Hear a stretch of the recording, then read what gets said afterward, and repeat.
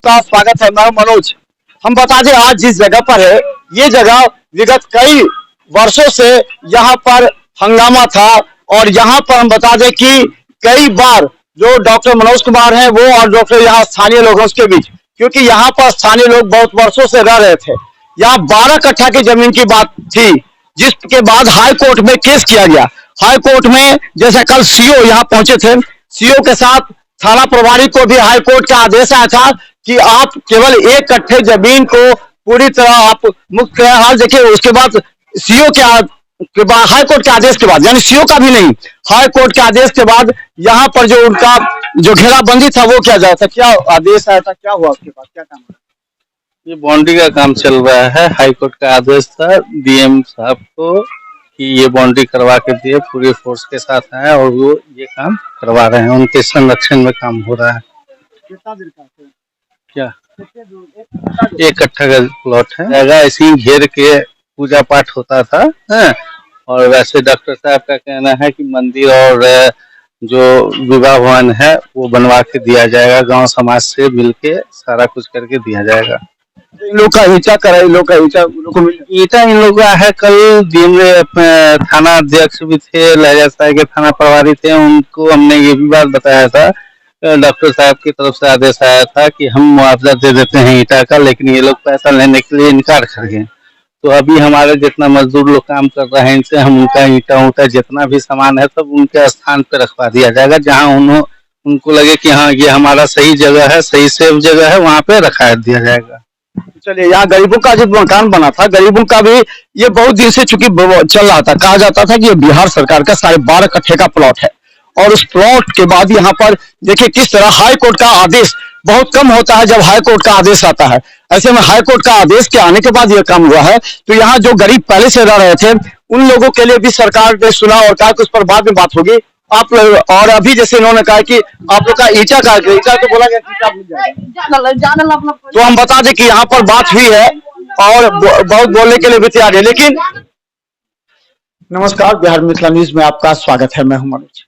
शहर में जब कोई ऐसा मुद्दा होता है जिसकी चर्चा लोगों के बीच आती है, प्रतिष्ठित लोगों के बीच आती है, तो उस मुद्दे को हम जरा क्लियरिफाई करते हैं और उससे संबंधित व्यक्ति एवं उस स्पॉट पर जाकर के हम दिखाते हैं। अभी हमने आपको दिखाया है कि अल्लपट्टी के डॉक्टर मनोज कुमार के जो यूरो स्टोन है उसके ठीक पीछे जो एक जमीन है 12.5 कट्ठा का, जैसे कि बताया गया था सीओ के द्वारा। और हाई कोर्ट का आदेश, समझ लीजिए, हाई कोर्ट का आदेश तब आता है जब कोई गंभीर मुद्दा होता है, पीड़ित को न्याय दिलाने के लिए ये आदेश आता है।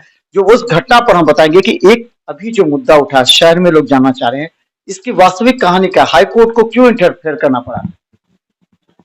बशर्ते है क्या कि हमने जमीन आज से 10 साल पहले पढ़े। उस समय जब हम स्टूडेंट थे, अपने आईजीएमएस में स्टूडेंट थे, हमको शौक थी घर बना के।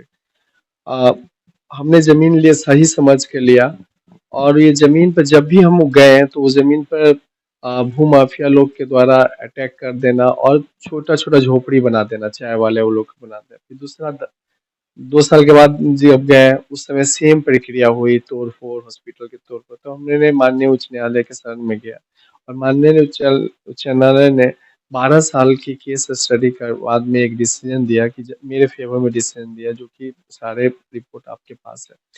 मेरी गलती वो जमीन पर यही रही कि मैंने वहाँ जो भूमाफिया, जो गठित भूमाफिया है उनके थ्रू न लेके हम डायरेक्ट जमीन मालिक के थ्रू ले, जो कि भूमाफियों लोग ने हमको जमीन पर नहीं टपने दिया और वहाँ पर छोटा छोटा चाय वाले टेम्पो वाले का घर बना दिया।